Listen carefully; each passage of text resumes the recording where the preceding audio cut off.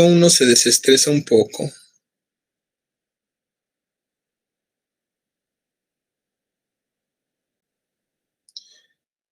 Miren, aquí está, pero vamos a hacer otro. Ok, entonces, ¿qué práctica vamos a hacer entonces? Cristalización.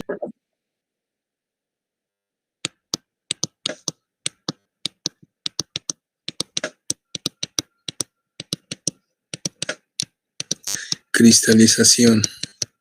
Ok, entonces, esta práctica está muy sencilla. Hacerla fue muy sencillo y en sí la práctica es sencilla, nada más les pedimos 2 cálculos, o sea, casi está para pasar para que se recuperen todos. Y lo que sí es que esta práctica nos costó mucho trabajo que funcionara. Esta práctica no funcionó, estuvimos como un año batallando la maestra Gaby y yo hasta que la logramos sacar después de mucho tiempo porque no nos salía y no salía y no salía.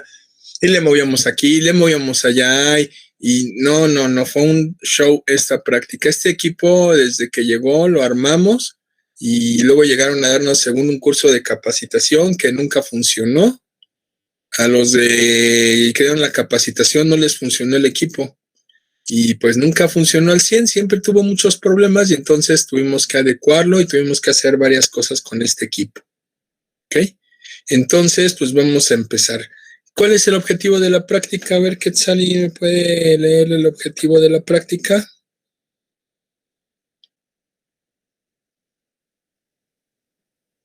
Sí, profe.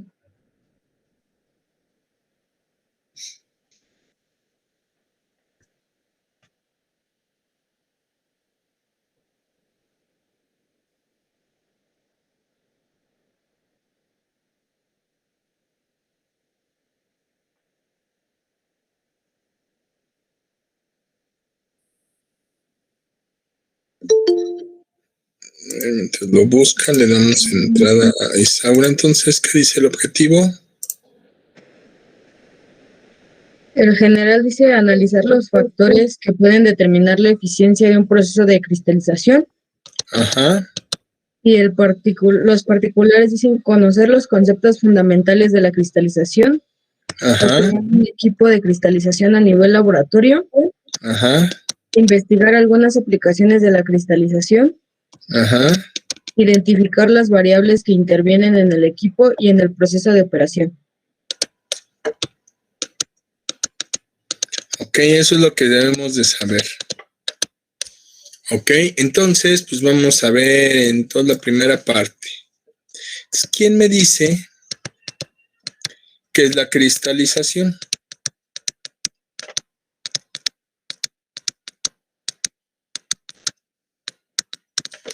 ¿Qué será la cristalización? A ver, Abigail, ¿qué será la cristalización?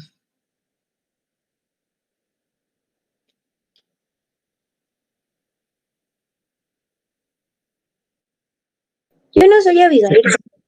Pues sí, ¿no? ¿No es Martínez Hernández? No, yo iba a contestar, pero ya contestó Abigail. Perdón, A Abigail. ver, Abigail.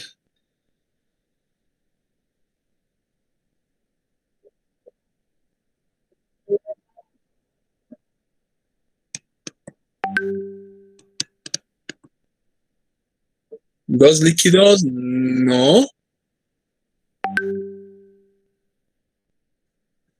Ok, Sería más bien un soluto de una ok, solución, un ¿no? proceso separa un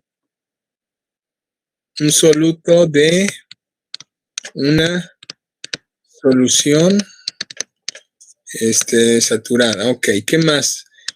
Ahora sí, Geraldine, ¿qué le podemos agregar a esa definición?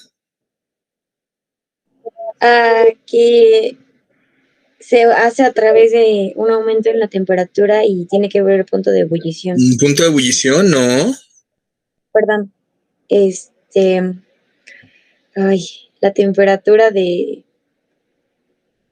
Al revés, no es el aumento de la temperatura, es como la La disminución. disminuyendo la temperatura. Ok, ¿qué más? Falta algo más. ¿Qué tipo de interacción tiene este proceso?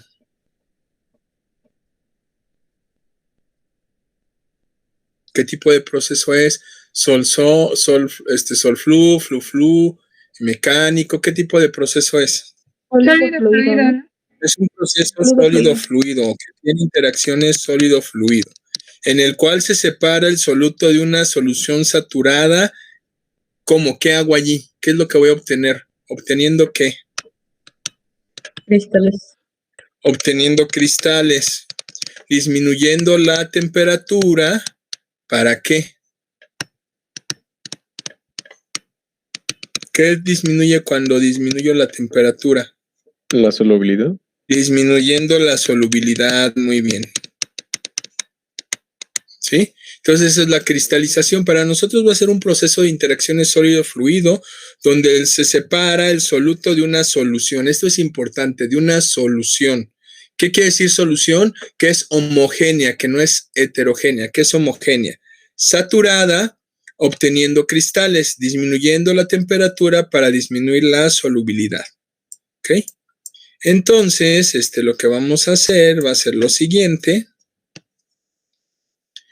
Voy a tener una solución, que ¿cómo está esta solución al inicio?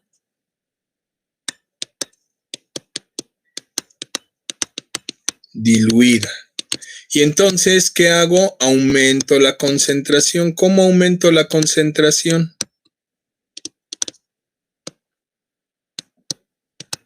Evaporando. ¿Ok? ¿Y hasta dónde voy a evaporar? Hasta llevarla a que quede sobresaturada. ¿Ok? Ya quedó sobresaturada. Y ahora sí, enfrío. Y al enfriar, ¿qué obtengo? Pues que los cristales precipitan. Sí, se forman los cristales y precipitan. Entonces, el primer paso es primer paso, calentar. Evaporar para aumentar la concentración y llevarla a la sobresaturación. Y después enfriar. ¿Ok? ¿Qué quiere decir diluido?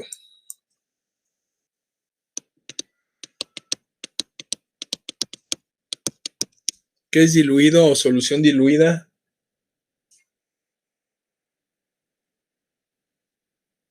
Pues digamos que no se ha alcanzado ni la saturación ni la sobresaturación, ¿no? Ok, pero de otra manera más específica, ¿qué es que yo preparo una solución diluida? ¿Que pongo qué? Pues Más solvente que soluto. Menor concentración de pongo poquito soluto, exactamente. ¿Ok? Luego sigue que es una solución concentrada.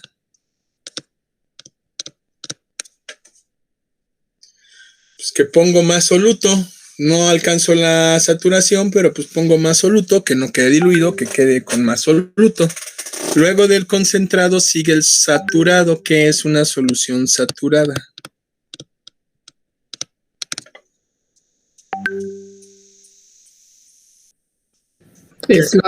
Donde hay mayor presencia de solvente que de soluto. No. Digo, al revés, donde hay mayor presencia de soluto que de solvente. Tampoco. Es una solución en la que se encuentra la cantidad de soluto máxima permitida, por así decirlo, a una temperatura y presión. La cantidad máxima de soluto que permite disolver ese solvente. Sí, eso es saturado. Cuando llego al máximo que se permite disolver, ¿sí? Acuérdense, aquí siempre tenemos este error todos hasta que ya vamos madurándolo. Siempre pensamos que una solución diluida pero que una solución saturada o una solución concentrada hay más soluto que solvente. No es cierto, no hay más soluto que solvente en ningún caso. Simplemente llegamos al punto de equilibrio, a la ecuación de equilibrio, donde es lo máximo que podemos disolver. ¿Sí? Que coincide que muchas veces vamos aumentando el soluto, sí, pero nunca llegamos a tener más soluto que solvente, nunca. Si no cambia, y entonces ya es una solución, en lugar de ser una solución sólido-líquido, sería una solución líquido-sólido. ¿Sí? Ejemplos de soluciones líquido-sólido, a ver si saben alguno. Esta es una sólido-líquido. Es decir, hay solvente diluido en un líquido. Si yo tengo una líquido-sólido, el líquido está disuelto en un sólido. ¿Cuál es esa? Un ejemplo de una líquido-sólido. ¿La lixiviación? No, la lixiviación no es un ejemplo de solución. Estoy hablando de solución verdadera, cuando tenemos una solución verdadera. Ese es un proceso de extracción o de obtención de un solvente, de un soluto. Por ejemplo, cuando hacemos una masa hay poquito líquido en mucho sólido. ¿Sí? Se hace una masa, un lodo. Ese es un ejemplo de una solución al revés. Entonces nosotros tenemos un sólido en un líquido, ¿ok? Entonces saturada es cuando llegamos al equilibrio, cuando ya no se puede disolver más. ¿Y sobresaturada qué será?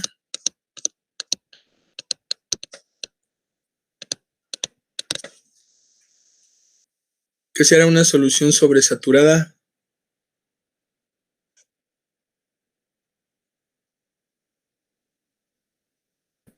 Es en donde el soluto está por arriba de la cantidad máxima que se puede disolver, pero es porque las condiciones cambiaron, ¿no? Ok, está al máximo de lo que se puede disolver y entonces ¿cómo le hago para que se sobresature? Cambio las condiciones. ¿Qué condición es la que generalmente se cambia? Temperatura. ¿Y hacia dónde muevo la temperatura? ¿Hacia arriba o abajo? Hay algunas pues sustancias que se solubilizan con la temperatura hacia arriba, pero también hay otras que tienen como que la solubilidad invertida, algo así se le llama, ¿no? Sí, pero Ajá, generalmente las sales se dividen, sí, generalmente son hacia arriba. Aunque sí hay sustancias que van hacia abajo, que si en frío se solubilizan más, ¿eh? Hay sustancias así, pero no son sales. Entonces, para las sales y casi la mayoría de los productos biológicos se solubilizan con mayor temperatura. ¿Sí? Ok, ¿y quién me dice cómo es la solubilidad? ¿O cómo es este equilibrio? ¿Cuál es el equilibrio para este proceso de separación?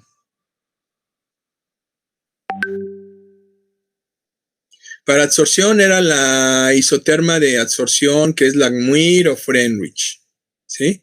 Para secado es la carta psicrométrica. Y en ¿cuál es la que me da el equilibrio?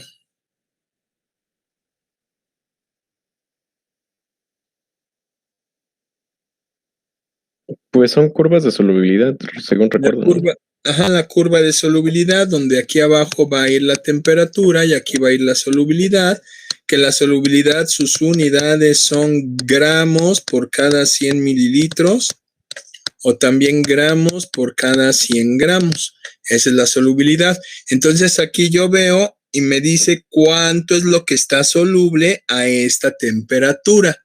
Y lo que tenga de exceso está insoluble o se precipita. ¿Sí? Entonces, por ejemplo, si ahí me dice que a 10 grados son 15 gramos por cada 100 mililitros y yo tengo 35 gramos por cada 100 mililitros, entonces ¿cuánto estaré precipitando y cuánto se quedará soluble?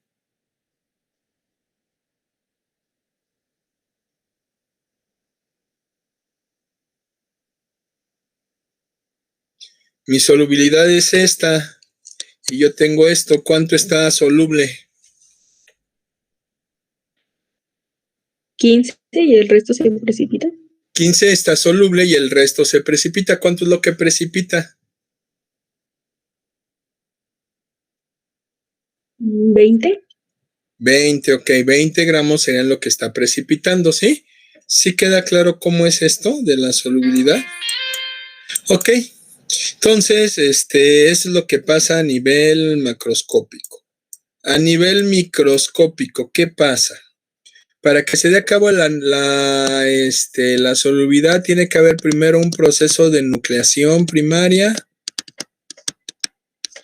nucleación secundaria.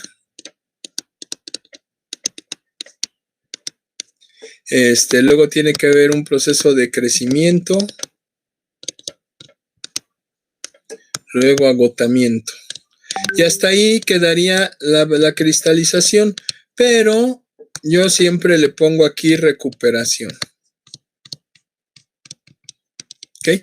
La nucleación primaria está el líquido, es una solución homogénea, o sea, no hay diferencia entre líquido y sólido. Entonces, lo primero que va a pasar es que dentro del líquido se va a ver una conversión, va a salir el sólido que está en la fase líquida, se va a pasar a fase sólida y va a quedar una molécula muy pequeña o un punto muy pequeño de ese sólido, eso se llama núcleos primarios. Y empieza a haber varios núcleos primarios. Generalmente no los distinguimos o son muy pequeños, son como pequeños puntitos dentro de la solución. Esa es la nucleación primaria. Estos se juntan y entonces forman ya un núcleo que se alcanza a ver y esa es la nucleación secundaria. Y después sobre este núcleo empiezan a acumularse los cristales o el sólido empieza a crecer alrededor de este que ya formamos. Eso se llama crecimiento. Finalmente, cuando llego a la saturación o llego a este punto de la concentración de saturación, entonces se acaba de formar el cristal y ya no pasa más. Si yo bajo la temperatura, puedo seguir cristalizando. Si no bajo la temperatura, hasta ahí se queda y ese sería el crecimiento y el agotamiento. Y luego estos cristales los filtro y sería la recuperación. ¿Sí? ¿Sí queda claro cuál es el proceso microscópico? Chicos. Entonces, proceso microscópico, ¿ok? ¿Qué más sigues? Que estoy aquí viendo a ver qué más. Ok. Ahora, dentro de este proceso microscópico, podemos, si entendemos esto, podemos bueno, primero, ¿qué factores afectan este proceso microscópico?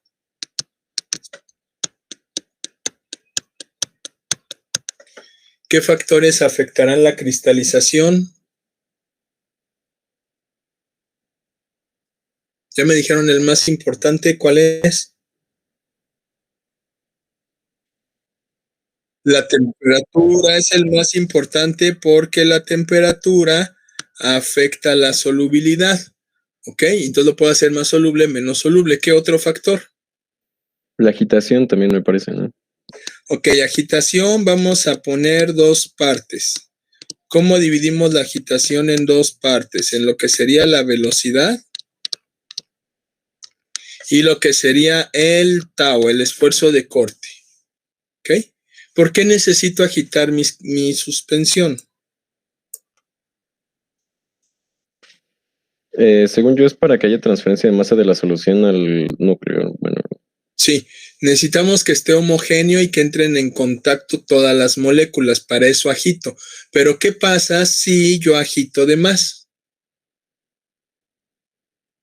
Si yo le pongo una agitación muy violenta, ¿qué pasará? Al contrario, los cristales que se Rompe están los formando cristales. los empiezo a solubilizar.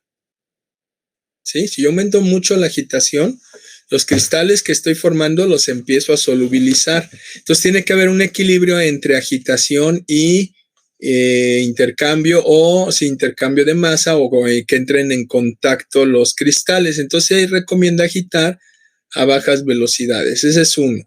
Y segundo, el esfuerzo de corte. Acuérdense que hay dos tipos de agitadores, los que mezclan y los que revuelven. Entonces, los que revuelven tienen velocidades altas, esos no me sirven. Y los que mezclan tienen esfuerzos de corte bajos. ¿Qué pasa si yo pongo un esfuerzo ¿qué es el esfuerzo de corte? Ya lo vimos, ¿qué era el esfuerzo de corte? Es una fuerza que ¿qué?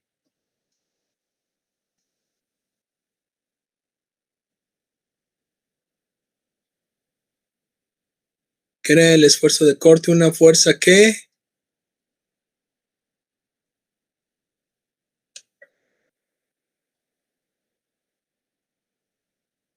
A ver, chicos, ya deben de saberlo. Lo vimos la clase pasada cuando vimos agitadores. ¿Qué era el esfuerzo de corte? La fuerza necesaria para disgregar las partículas. Más que para disgregarlas, es la fuerza, bueno, es una fuerza que tiende a romper las partículas. Si no las disgrega, las rompe. Entonces, si yo estoy formando cristales y le pongo un esfuerzo de corte alto, ¿qué le voy a hacer a esos cristales? Se van a romper y no se van a formar. Si le pongo un esfuerzo de corte bajo, va a favorecer que sí se mezcle, pero que no se rompan los cristales que se están formando, ¿sí? La velocidad se refiere a las RPMs y el esfuerzo de corte se refiere al tipo de agitador. ¿Ok? RPMs altas. En ambos casos sí se van a formar los cristales, pero va a haber variaciones en cómo se formen los cristales. Por ejemplo, si yo agito muy rápido, voy a formar cristales muy chiquitos que parecen arena. ¿Sí? No se forman bien, forman así como una arena y quedan así como si estuvieran viendo el decalite así sin brillos y nada, así quedan los cristales. La diferencia que si agito más lento, entonces, pues sí estaré formando cristales más, con más forma, más de acuerdo a lo que dice la literatura. Igual, el esfuerzo de corte, si yo le pongo esfuerzos de corte muy altos, pues voy a formar cristales en baja cantidad y además, como arena, sí, todos parecen arena, se ven feos. Y si yo disminuyo el esfuerzo de corte, entonces voy a tener cristales que van a quedar muy, muy bien, ¿sí? Entonces, esos son dos factores que afectan mucho el proceso de cristalización. ¿Sale? La velocidad y el esfuerzo de corte. ¿Qué otro factor afecta la cristalización? Ok, pues digamos que sí. Grado de saturación. Si yo tengo una solución que esté saturada, pues obviamente va a cristalizar más. ¿Sí? Si le falta saturación, tengo que evaporar. Entonces voy a perder energía evaporando. Aunque el objetivo es ese, concentrar, ¿no? Ok. ¿Qué otro? ¿Otro factor? El espacio donde se lleve a cabo la cristalización. Ok, ¿cómo se llama eso? Es la superficie. Ok, ¿y con qué tiene que ver la superficie? Con la geometría, ¿no?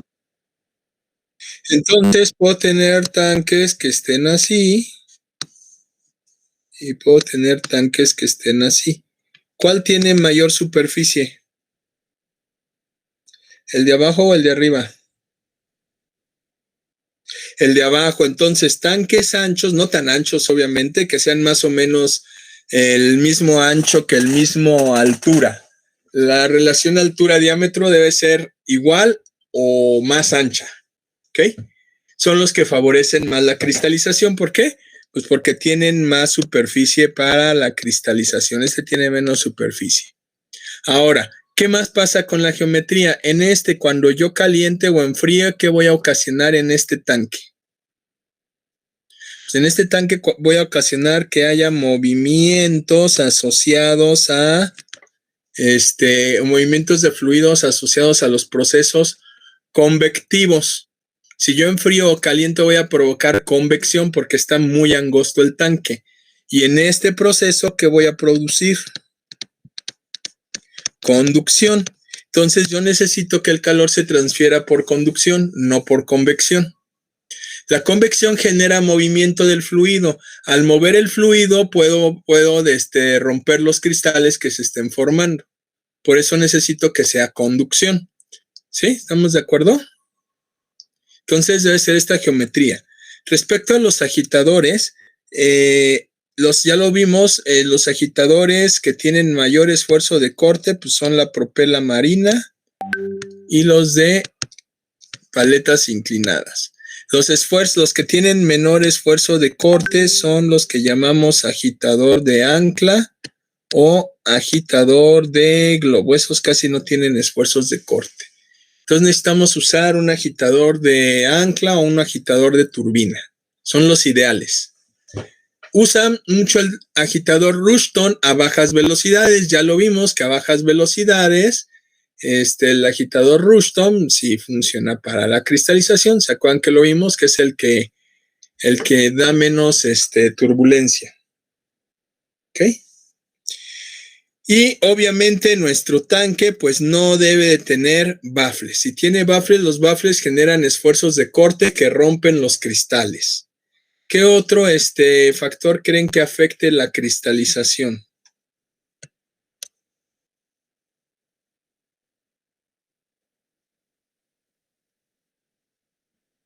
Uno muy importante que vamos a evaluar, ese sí lo vamos a evaluar. Las impurezas en la solución. Ok, muy bien, impurezas, muy bien. El tiempo no. Impurezas, ahorita platicamos, bueno, ahorita les pregunto otro. Impurezas. Ok. Las impurezas pueden ser de 3 tipos. Lo que llamamos semillas. Lo que yo le pongo así, no me acuerdo la palabra técnica, pero es mugre. Y lo que llamamos solventes. ¿Ok? Ahí eso lo descubrimos de manera práctica los profes ahí en el laboratorio. Hicimos de todo para favorecer la cristalización porque estuvimos, les digo, que trabajando como un año y no quedaba y no quedaba y no salía y no salía. ¿Ok? Entonces las semillas bueno, si no les cristaliza, pueden agregarle polvo del mismo compuesto que quieren cristalizar, pero poquito, no le van a echar ahí una cucharada, así apenas y polvito. Eso genera que caiga ahí en el líquido y forme núcleos. Y entonces al formar los núcleos, luego cristaliza alrededor de los núcleos. Si lo que le voy a agregar es de otro compuesto, yo digo que es mugre, a veces nada más no quiere cristalizar y nada más con frotarse las manos así enfrente encima del cristalizador, cae la mugrita, las células que uno trae ahí en las manos, caen en la suspensión y forman núcleos y cristaliza. Y si todo eso, bueno, ese es así, pero le podemos poner, por ejemplo, un poquitito de carbón activado, polvito de carbón activado también sirve igual así como impureza.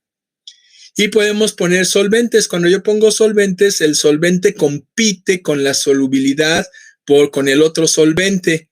Y entonces disminuye la solubilidad del líquido y favorece que cristalice. Entonces son las 3 maneras de hacer que cristalice, ¿ok?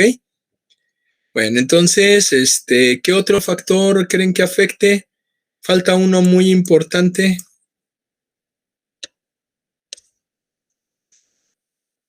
¿Qué otro creen que afecte? Es la forma de enfriar.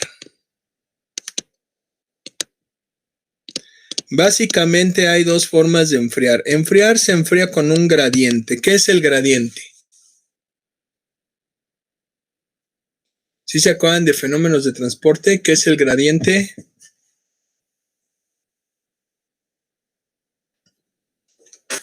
¿Es la diferencia entre temperaturas? La diferencia entre temperaturas, exactamente.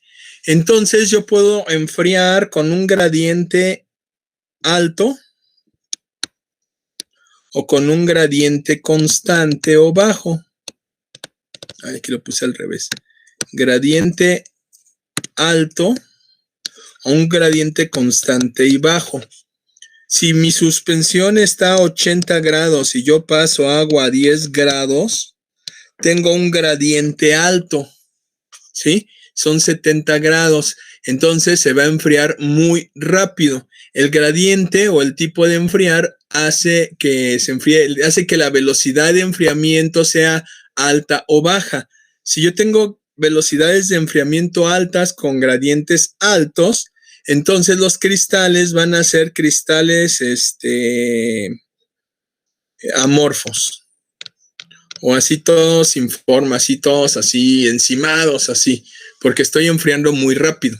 Pero si yo pongo un gradiente, por ejemplo, de 80 y pongo 70 grados el agua de enfriamiento y vamos monitoreando y ya bajó a 70 y lo pongo en 60 y luego ya bajó a 60 y baja a 50, si se fijan, siempre hay 10 grados.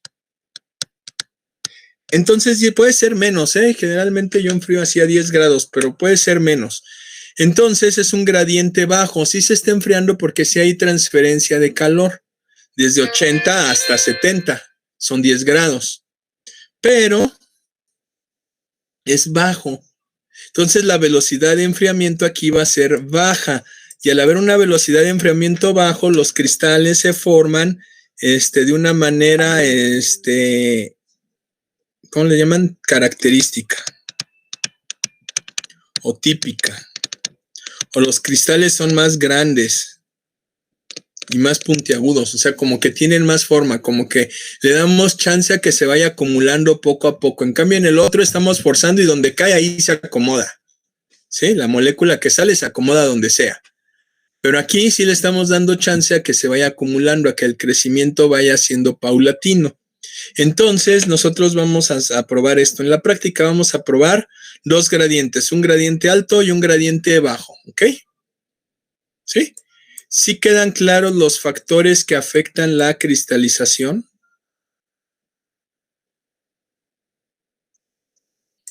Chicos. Sí, profe.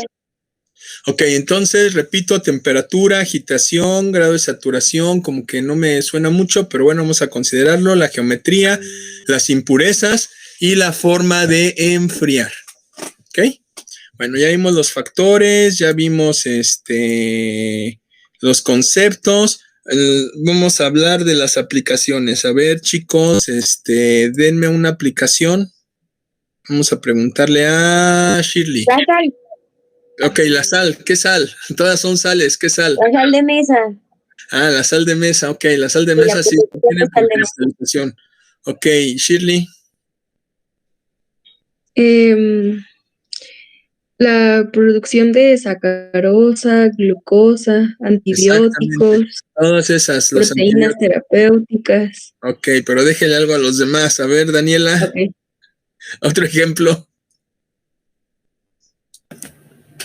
Para polvos de compuestos químicos. ¿Cuáles? Un ejemplo en particular.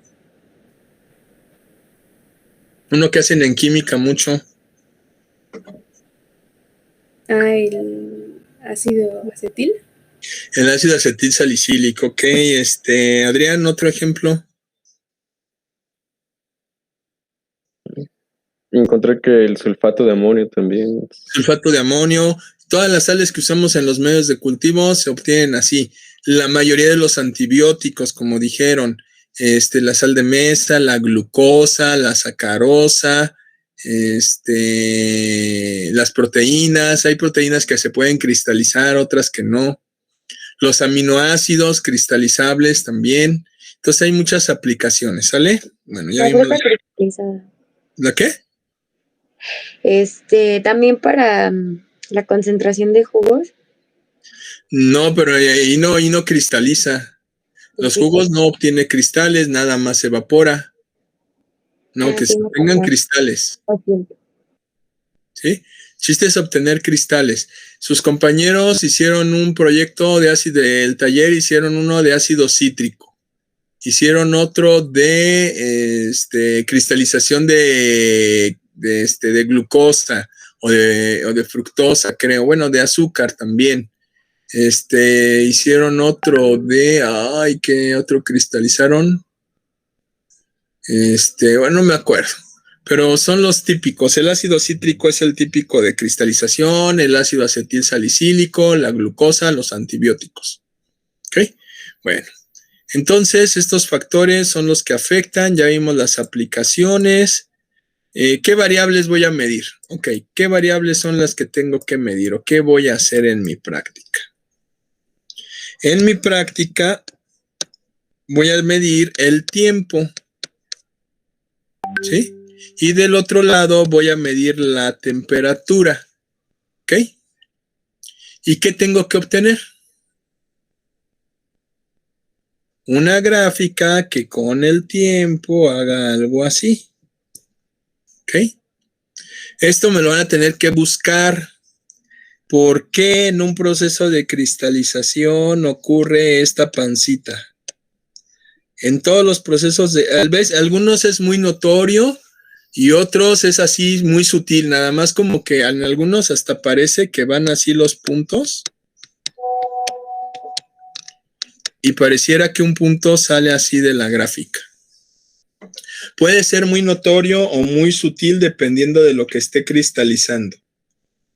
Ok, ese va a tener que investigar por qué sale ese punto, qué quiere decir ese punto. Ok, entonces vamos a ver cómo cambia la temperatura con el tiempo. Y vamos a medir al final. Al final vamos a medir la masa de cristales. ¿Ok? Entonces aquí voy a tener masa inicial o masa adicionada. Y aquí voy a tener masa de cristales recuperados. Y con esto pues hay que hacer el balance. Esa es la primera parte. Hay que hacer el balance, la eficiencia, el rendimiento, la productividad y la capacidad. Y eso es todo lo que les voy a pedir. ¿Sí? Entonces, hacer la gráfica, interpretar la gráfica, hacer el balance, cuánto entró, cuánto salió, cuánto se quedó en las aguas madre, qué porcentaje de humedad tienen los cristales. ¿Sale? Cuánto entró, cuánto salió. Sería así. Cuánto entra, cuánto hay en las aguas madres, cuánto hay en los cristales, cuánto se evaporó y cuánto entra. ¿Ok? Y con esos datos del balance, pues resolver eficiencia, rendimiento, productividad y capacidad. ¿Sale? ¿Dudas de esta parte de qué es lo que vamos a calcular? Ya saben cómo calcular el rendimiento, la eficiencia, la productividad. Ya lo saben hacer. ¿Ok? ¿Sí, chicos? Hay que anotar la temperatura. Bueno, no, eso lo tenemos que anotar si se ve en el laboratorio, pero como no lo vimos, tendríamos que anotar la temperatura a la que empieza a cristalizar. Pero lo vamos a platicar en la discusión. No la anoté allí, pero tendríamos que anotarla. ¿Ok? ¿Qué más? Pues creo que ya es todo lo que tenemos que ver. Vamos a pasar a ver el video de cristalización. En este video me tocó a mí ser el protagonista. Entonces, pues voy a pasar a ver el video. ¿Dudas de esto? No, profe. Entonces pasemos a ver el video. Es que se lo tengo que buscar. Bueno, ya lo tengo aquí. Nada más hay que abrirlo.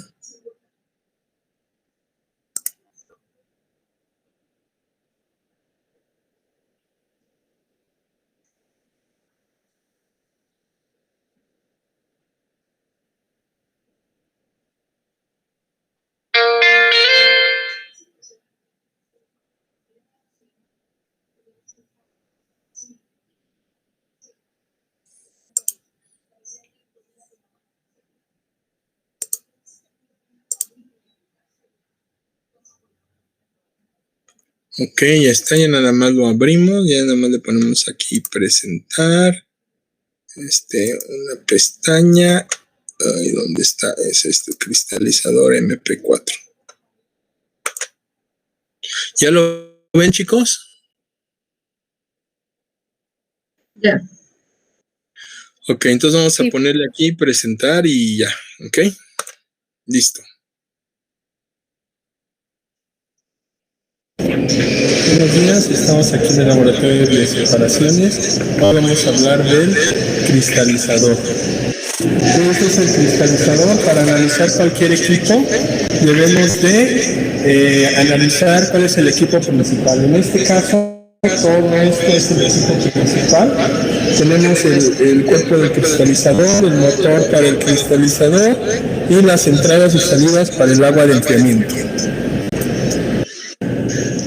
Un aspecto importante a considerar son el área de instrumentación y control. Esta se ve reflejada dentro del panel de control. Aquí en el panel de control tenemos nuestro botón de encendido para encender y apagar el equipo. Tiene su seguro contra niños. Tiene un botón de paro de emergencia. Si este está activado, no se prende el equipo. En el momento en que lo activamos, ya se puede encender y apagar el equipo. Aquí tenemos toda la instrumentación y control. Aquí tenemos el regulador de velocidad del agitador y el botón de marcha del agitador. Con este se acciona, en verde quiere decir que está encendida, apagado, encendemos y con este regulamos la velocidad del agitador.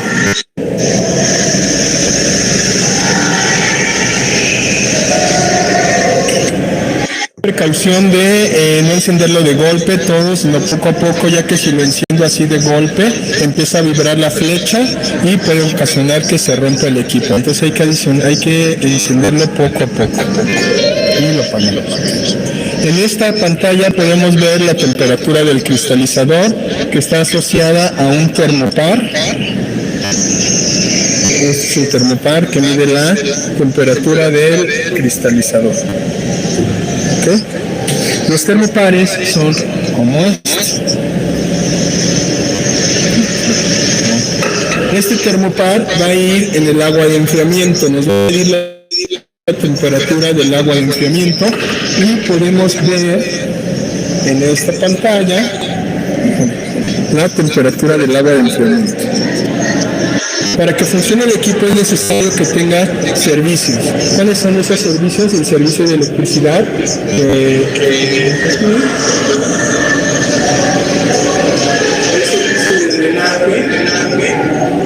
y el servicio de agua de lavado.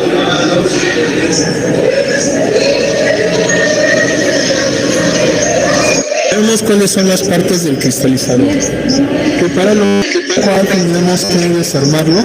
Para desarmarlo necesitamos quitar los tornillos y la tapa.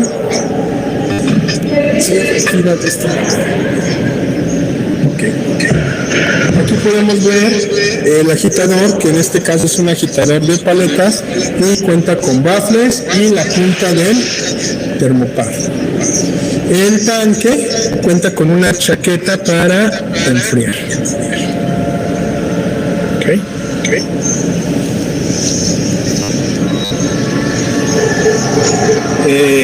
También contamos con una sección para poder descargar el líquido, las aguas madres y los cristales, y tenemos entradas para el agua de enfriamiento y para la salida del agua de enfriamiento. Tiene un condensador para el proceso de evaporación y recuperar el evaporado. En este tanque se recupera el evaporado. Y el equipo cuenta con un sistema para calentar y enfriar el cristalizador. Aunque este está en desuso, vamos a tener que emplear un sistema de bomba anexo, un tanque anexo con bomba de sumergible para enfriar y calentar. Aquí vamos a ver el circuito del agua de enfriamiento. Tenemos una bomba sumergible que va a hacer que el agua entre a la chaqueta, llega y regresa otra vez para el circuito. A esta agua le vamos a adicionar hielo y sal para provocar que baje más la temperatura y cree un buen gradiente de temperatura respecto a la temperatura del cristalizador. Con este termopar vamos a colocarlo para medir la temperatura del agua de enfriamiento.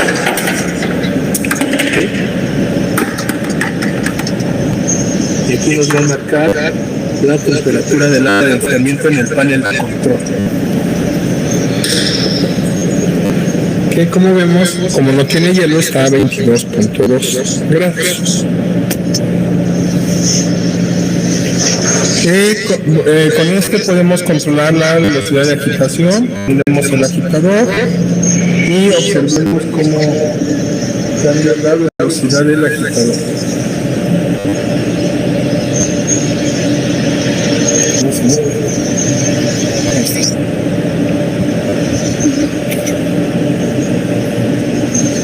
Vamos a medir el flujo del agua de enfriamiento. Entonces, sale.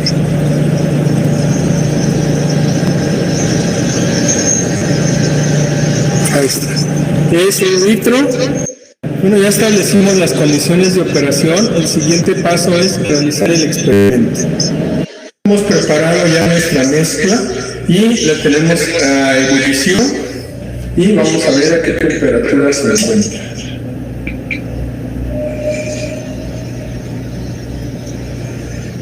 Sigue subiendo.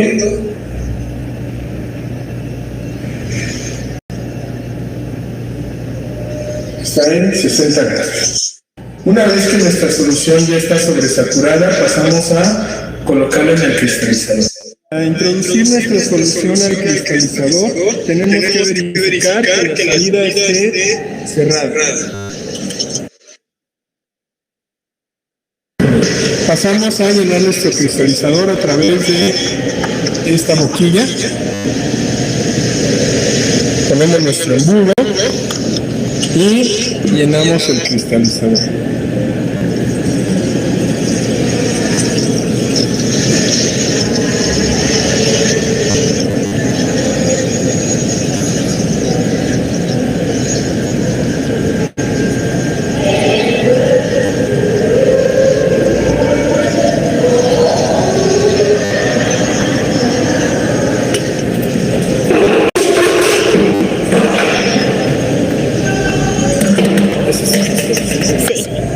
En este momento vemos nuestro agitador y empezamos con la agitación lo más bajo que se pueda.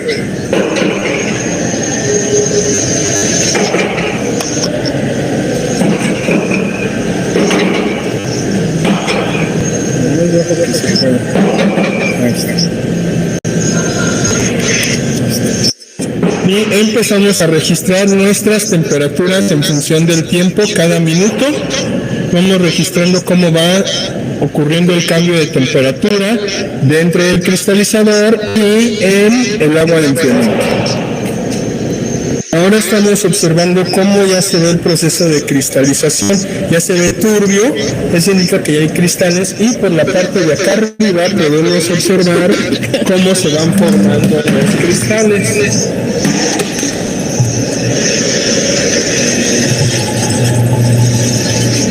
Una vez que ya obtuvimos la cristalización, vamos a proceder a liberar los cristales, a descargar los cristales.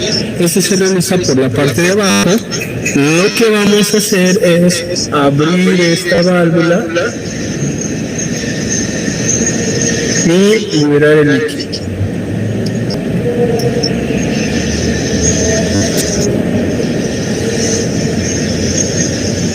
Y descargamos en un vaso.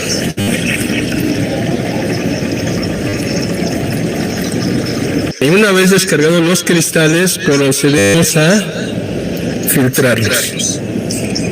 Para volver a recuperar los cristales que se quedaron en esta parte del cristalizador, vamos a filtrar y con las aguas madres volvemos a cargar el cristalizador y agitamos para removerlos. Vamos a hacer la filtración. Para limpiar el cristalizador, con las aguas madres recuperadas, se vuelve a cargar el cristalizador.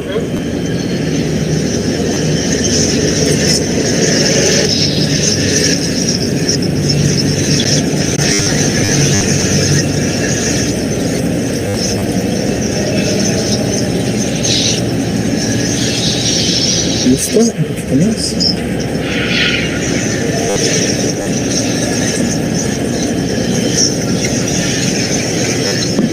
Y se prende la agitación para provocar el desprendimiento de los cristales.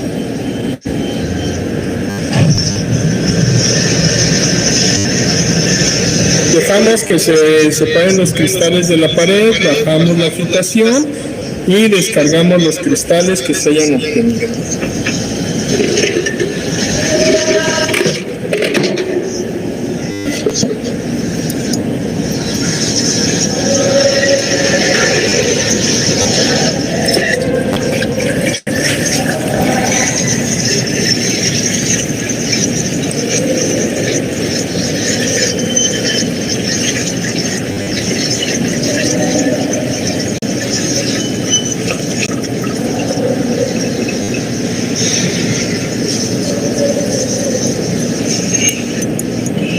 Y volvemos a filtrar y recuperamos los filtrados en un solo vaso y los cristales en un papel filtro. Esta operación se tendría que repetir tantas veces como sea necesaria para desprender todos los cristales que queden pegados en el cristalizador. Al final del equipo es necesario desmontar la tapa del cristalizador con el agitador.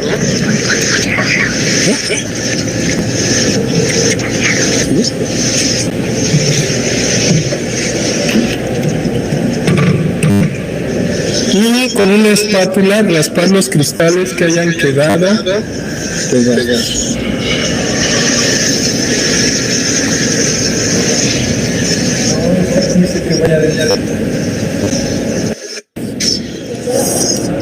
Limpiamos la mayoría de los cristales que se hayan quedado en el agitador y en los baffles y los ponemos en el papel filtro. También hacemos lo mismo con el interior del fermentador, del cristalizador. Los dos prendemos, los vamos recuperando, los vamos colocando en el papel filtro.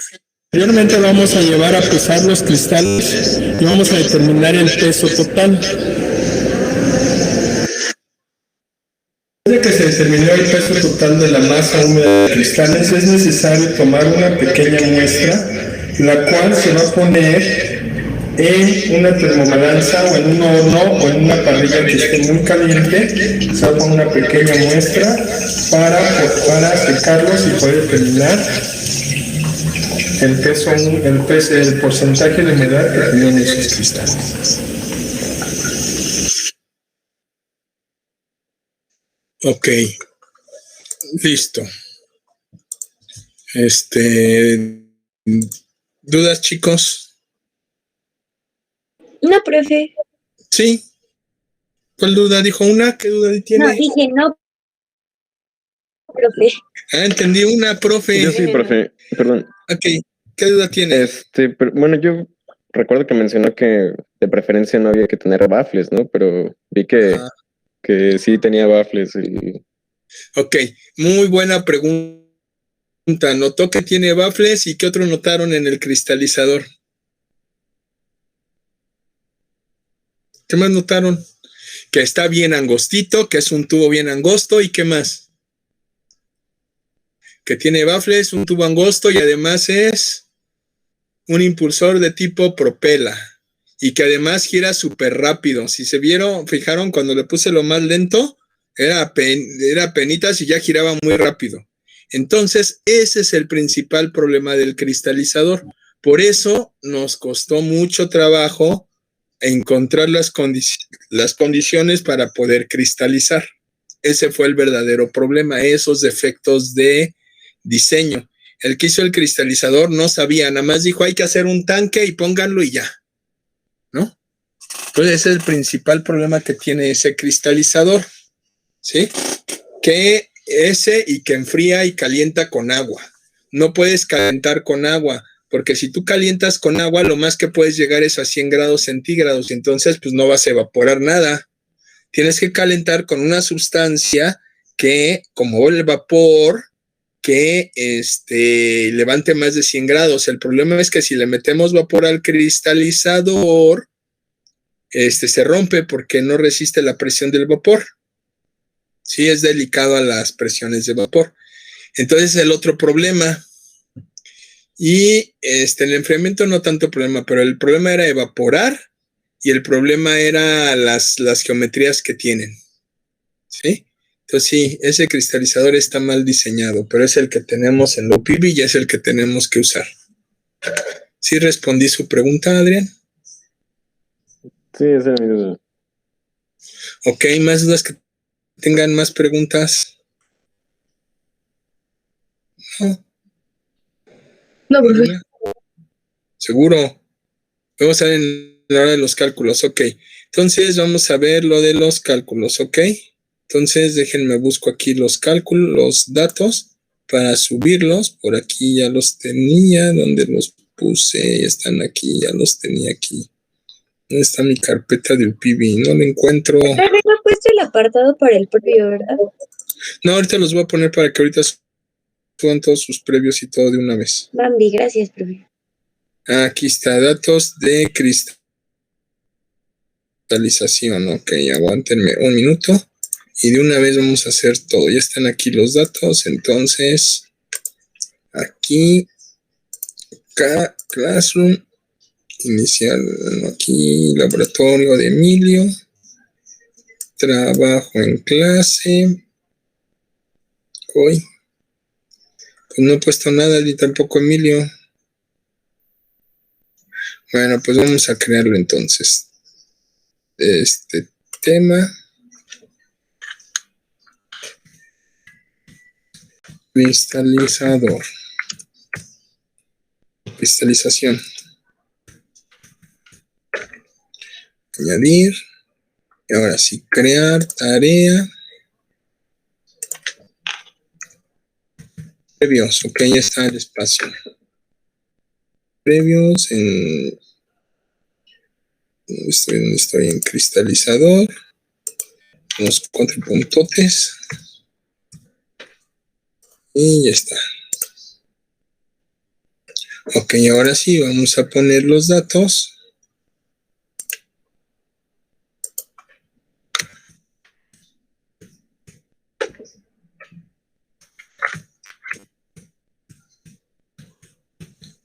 Cristalizador, ok. Aquí va a ir en cristalización, ok. Publicar. Abajo, aquí hay que poner aquí, falta editar, es añadir, archivo, acá, datos de cristalización.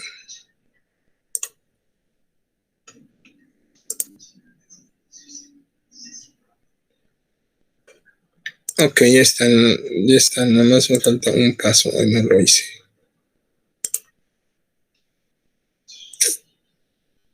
Pero aquí, ¿qué hice? Es este de acá. Aquí guardar, ok, ahí está. Ahora sí, me regreso acá. Presentar, toda la pantalla. Compartir, ahí está. Bueno, ya está aquí. Entonces, vamos a ver. Trabajo en clase, ya se ve aquí. Aquí está datos, está para premios, ya lo subieron, qué bien. Datos del cristalizador. Entonces, vamos a ver, pues ver el material que viene allí. No, ¿cómo está? ¿No lo subí o qué pasó aquí? Ya me perdí yo. Sí, le di aquí el archivo. A ver, vamos a ver otra vez si no. Es que son estos, pero ¿por qué no lo...? Creo que no lo anexé. Profe, creo que los puso ahí en previos, ahí creo que los puso. ¿Los pegué? No, ese es... Ah, Sí, ok, entonces déjenme los pasamos para acá. No hice nada. Bueno, aquí están en previos. Consúltenlos ahí en previos. O los borramos, no hay problema. Los vuelvo a pegar acá. Entonces, a ver, esperen. De ver material. No. Ya me atoré. No me he atorado. Aquí es editar. Editar. Y ahora sí, añadir. Archivo.